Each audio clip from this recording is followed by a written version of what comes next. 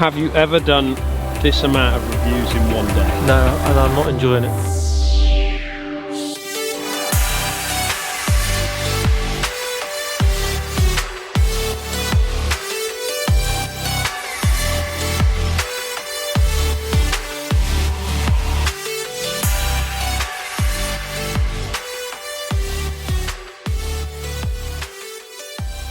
It's too cold.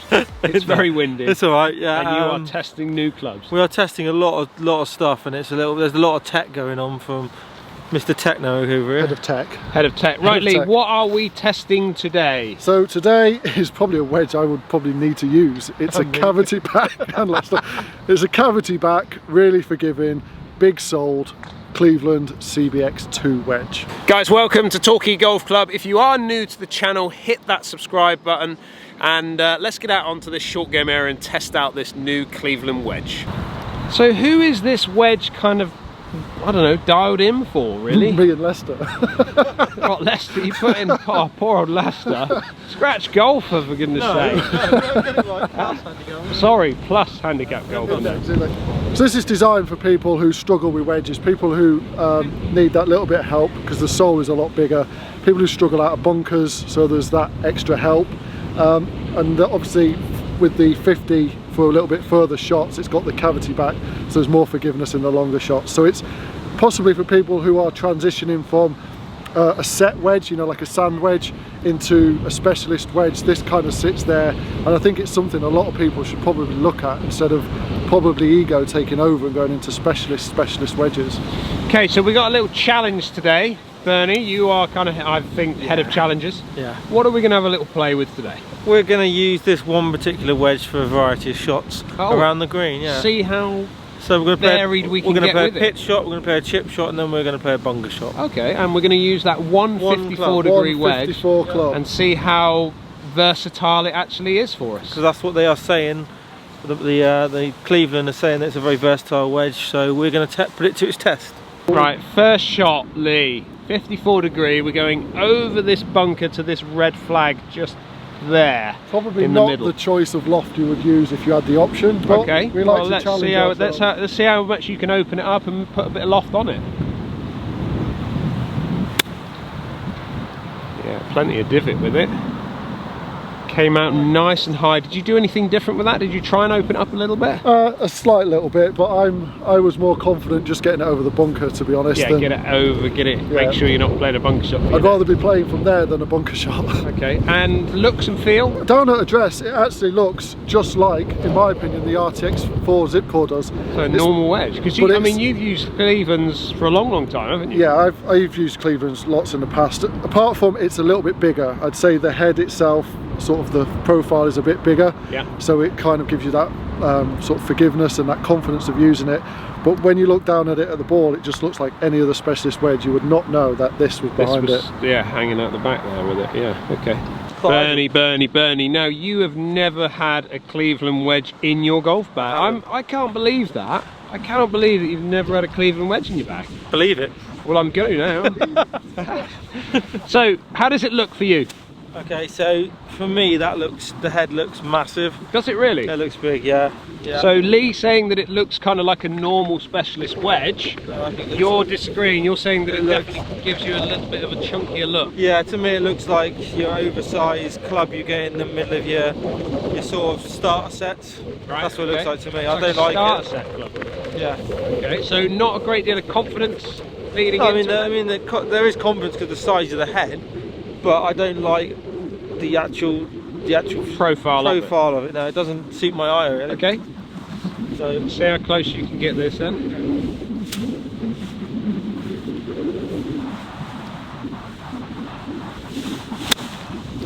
Nicely nipped that. Oh, got a bit of grab, did it? No.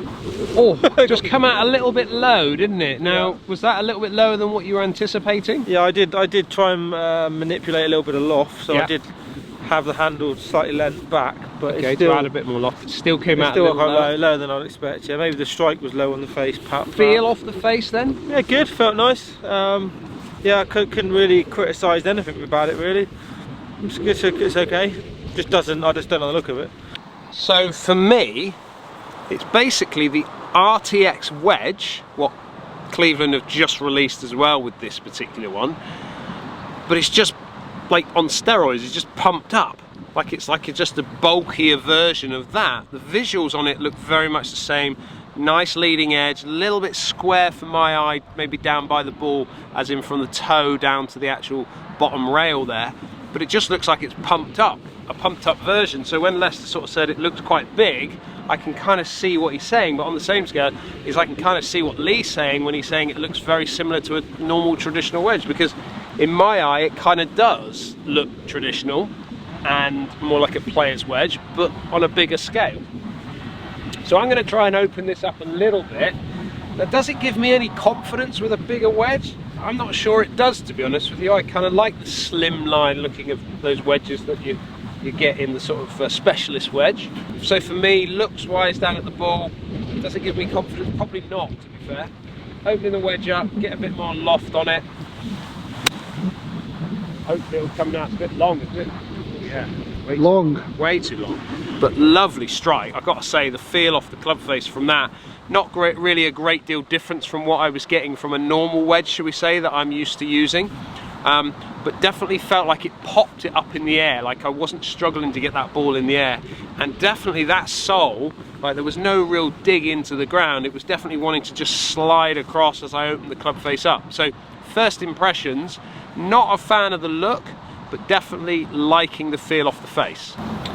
Okay, just walking up onto the green, and we have two balls just at the back here, which is Lee and Lester, and then mine's just made its way further on through. I mean, mine landed pretty much past the green on that one. So who wins that, Lester?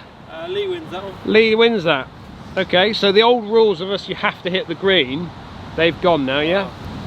It's probably almost, I don't think anyone hit the green when we were doing it before with the other wedge, so. No, yeah, I did. Oh, did you? Yeah. Yeah, right, you did. Okay, so Lee, you go 1-0 up. 1-0 What's up. going to be our next shot then? Bunker. Bunker shot. Let's use this. Let's see how out this the thing sand. works at the bunker. I think this will work actually really quite easily out the bunker, to be honest. I think this is my wedge. This is, you like this wedge. Okay, so you choose now. We're in the bunker because you won the first part of this match. So we're going to go to the yellow flag. So we're going to go to the yellow flag. So you've got a little bit of green to work with. Yeah, a little bit of green to work with, and with it being a 54 degree, it's not the first choice out of a bunker I would have. So yeah, let's have a little bit more distance, I think. Okay, let's see it then. I'm feeling confident with this because I know how much sole is on the bottom. Yeah, I would imagine you are. It's designed for people like me, apparently. Oh yeah, that popped out very easily. There was no issue with that club coming through the sand there. It's just run on a little bit, Yeah, so it didn't get much spin. grab on it, did No, I it? was a bit disappointed with the spin, but the ease of use out the sand, I think it's like, this is for people who struggle out the bunker, like me. I probably need one of these. That was easy, was it? Yeah, it was just easy. As a bunker specialist, Yeah. how important is a wedge Oh. to choose the right wedge and have the confidence when you're in a bunker? Okay, you don't have to be a very good golfer to play bunker shots because you don't actually hit the ball, do you? So generally, so it's true, you don't hit the ball, do you? That does not hit the ball. No.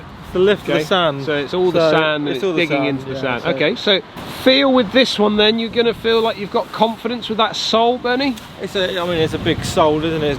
It's got the most bounce you could ever have on a golf club. I mean, Yeah.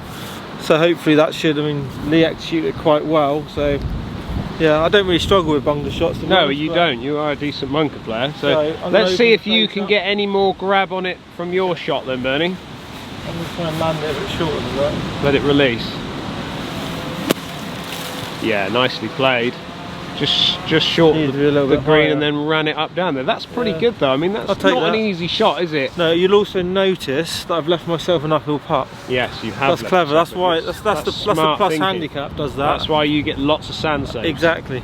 I'm going to give myself a bit of a tough lie here because I really want to put this sole, this wedge to the test. I want to see how it will perform, bearing in mind that normally I would like to open the face up a little bit, but I'll be honest, I'm a bit nervous. I mean, there's a lot of material underneath that club there, and I'm thinking as soon as I open that up, this club is not going to want to get the leading edge to dig in. So I'm going to have to keep it a little bit squarer and just see if I can get a bit more control over the shot from there.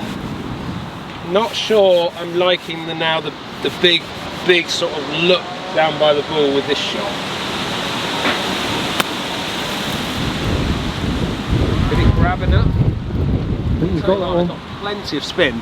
I think out of all of those shots, I think I got the most spin there, but definitely with that particular shot there, the amount of soul that I've got underneath, and I'm a decent bunker player, I think I would really struggle to deal with this club. I don't think the versatility is there with that soul in a bunker situation that we've got right now. But if you're a player that really does struggle with bunker play, I think absolutely this is going to give you all the confidence you need, that you've got all the help underneath into the sand. Right boys, coming in. So there's Lester with the uphill putt. Here's me and then Lee. So the good result is the fact that we've all hit the green from a tightish kind of bunker shot. I mean, they're all good shots to actually hit the green from that position, to be honest, with the wrong loft as such. So it just really displays how that club actually works so well in the bunker, like they say. It does what it says on the tin. It does indeed. You've got a point. You don't have any points. No. And I have a point. So what is the next challenge? Because we need to get you a point in the bag. We're going to play a chip shot. We're going to play another little chip shot. And run with it. You want a little chip and run? Yeah. See how you can manipulate the actual loft of the club? Let's do that. Okay, let's do that then. He needs this point. He does. These sort of fairway as well. Right, he's feeling a bit down because he hasn't got any points. So I've allowed him to choose pointless barn. I've allowed you to choose this nearest the pin, this next shot. So where are we going? We're going to go from here straight up to the red flag. Nice straight one. Oh, nice shot. Lots of green to work with. Furthest one. Okay, so now we're really focusing on maybe how we manipulate the launch of the ball with lots of green. Yeah, what flight we can get. We need to probably take loft off this to get it running. So we don't want those grooves to really kick in, do we? Actually, Lee. Yeah. Before we do this, I'm just going to take you to the studio to give us a bit more info on these wedges. Cleveland CBX2, Cleveland's forgiving cavity back wedge. Now the first thing that they will tell you is it has grooves on grooves on grooves. So what that has, the Rotex milling. The Rotex milling is on the face itself. Then the next layer of grooves is laser milling. So then it has laser milling on the face. And the final one is Tor zip grooves. So that is their grooves on grooves on grooves. Hollow cavity design. It's a hollow chamber near the heel and a heavy weight in the toe that maximises MOI and perimeter weighting for unprecedented short game forgiveness. So the CBX2 Wedge by Cleveland cavity back wedge is all about forgiveness to aid you who struggle with wedges to start using a specialist wedge. Right, grooves on grooves on grooves. Grooves after all on that. grooves I mean, on grooves. are we going to be able to control the spin of this with all the amount of grooves that we've got? I'm expecting this to come straight back at me. All them grooves. I would agree. From what to be fair, from what we've seen so far, we're not seeing grooves on grooves on grooves creating lots and lots of spin, are we? No, but this is where we're going to see it. Is this it? Apparently. This is it, right, Lee? Just focus on Am I okay here? Are we okay here, Lee? We're not going to zip too far back. If it comes back that quickly, I'll stop it. Okay, go on then. Oh, look. Like, not being funny, there is not a groove down there, is there? There's all those grooves and zip grooves on grooves on grooves, and he decides to hit it on the right on that bottom leading sole. So he's not actually used the groove. That's given me a problem. Well done. That has given you a massive problem. My word. So we're not seeing much spin on that, are we, Bernie? No. Yeah. That was impressive. Well done, all that tech talk he's been in there chatting about, and he goes and produces that. And he does. The thing is, all that tech talk, and he didn't use any of it. maybe he thought he was sort of half cheating by using too much tech. Tech's overrated. Right, Bernie. The chances of you getting a point now have gone up a little bit. All right. They have, yeah. So, come on then. So. Oh yeah, nicely played. No, that's terrible. Nicely played. That's terrible. So again, didn't really use too many of the zip grooves there. That was a little bit on the low side. It was, yeah. Have we got? Is it a bad lie that we've created here, or what's going on? I like the wedge, so it's already put me off. Yeah, it's just not The bad. wedge is rubbish. Gone. Right, boys. So yeah, Not much of a challenge. no. I tell you what, I've just noticed now, and I've picked this up. It's quite light, isn't it? Yeah. Have you noticed that? The feel on the head? It is for the size of the head. For the size of the head, you'd think it'd be quite weighty, but it's really quite light. I'm not sure if I like that or not, to be honest. I think I want a little bit more weight down at the ball. Okay, chip and run. I'm going to put back foot. Try not to dig the leading edge in too much. Bump it forward. That's running out, isn't it? That's in. Oh no, it's not. Let's go and have a little look at those results. Walking up, there's Lester On the green? on the green. Yeah. There's Dan on the green. It's lost ball there. Where are we? A ball. There we are. There she is. For you then, No. it's a no, isn't it? I can see the benefits of using it, I can see why it'd give people confidence, and I can see the merits of having it in the golf bag, but for me, I just instantly don't like the look of it. It's completely put me off it. Even if it would work for me, I wouldn't put it in the bag on visuals alone. And do you think that's more of the fact of what you're used to over the years? You've Yeah, always of had course. specialist wedges in your bag? I'm not used to anything like this. They haven't put in a club that's sort of gone in there in the middle of the two extremes. Yeah. I'm quite a traditionalist. The fact that I like specialist wedges, I like the look of them, I like what they do. Yeah. That to me, I just don't like it, Dan, I'll be honest. But if you think about the player that Yeah. this is kind of gamed Perfect, absolutely towards, perfect. you know, those players that maybe have a sand wedge in the set of their set, should we say, Yeah. on their whole set. This one is now sort of blending more into that sort of traditional looking wedge. I could isn't see it? the reasons for maybe putting that one in at 54 and then putting in a more sleek, better looking, say 58 or 60.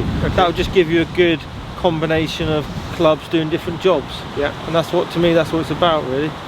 But for you, Lee, as a mid-handicap golfer, shall we say, Yeah. how does this kind of work for you?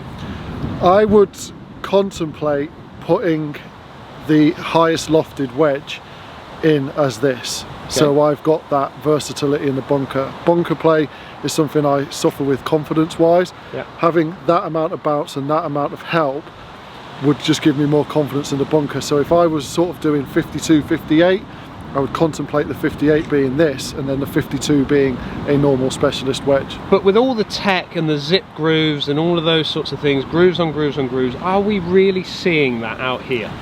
On these short shots, it's difficult to see. I suppose. But do we not need those for these short shots? Yeah, but then you know, I just don't see very much difference. They do grab. I mean, yours grabbed on the chip and run. Yeah. Nothing grabbed on the lob over the bunker for pretty much any of us. Yeah. It's difficult to see without data, isn't it? It's difficult to tell, but you're not actually getting the amount of spin and stop that you would think you would get with the marketing groove on groove on groove. You'd think it would stop, but you're just not seeing it. If that wedge was doing exactly what it says and every company claims that their wedge spins more than others, then there'd only be one wedge being used, wouldn't there? So once someone's got that wedge that spins more than anything else, everybody would have it. So that tells it all as far as I'm concerned. So there you go, there's our review of the CBX2 made by Cleveland. I think from a confidence point of view, what I talked about there with Lester, confidence for players that are using sand wedges in sets to move into something like this, absolutely. I completely see the idea of this wedge and I see that it's going to work. For Lee, with the confidence coming out of bunkers, having that little bit of extra soul underneath, again, you could just see it. He was comfortable with this wedge. For me personally, am I seeing all the tech behind this wedge with regards to the grooves? No, I'm not. And to be honest with you, I'm not a massive fan of having lots and lots of spin in my wedges. I would like to be able to manage that spin. If I want to hit a little chip and run, I want that ball to release out. I don't want to see a ball grabbing quickly on me because we've got specialist grooves that help that ball stop really quickly. I want to be able to manage my spin, and I think if we have too much spin, you can start to see those balls revving off the green. Let me know though, put your comments down below. Are you somebody that have tested these types of wedges? I'd like to hear what you say, and will you be going out to test this wedge? If you're new to the channel, hit that subscribe button, give us a thumbs up if you like what you're seeing, and as always, stay safe, and we'll catch up with you again soon.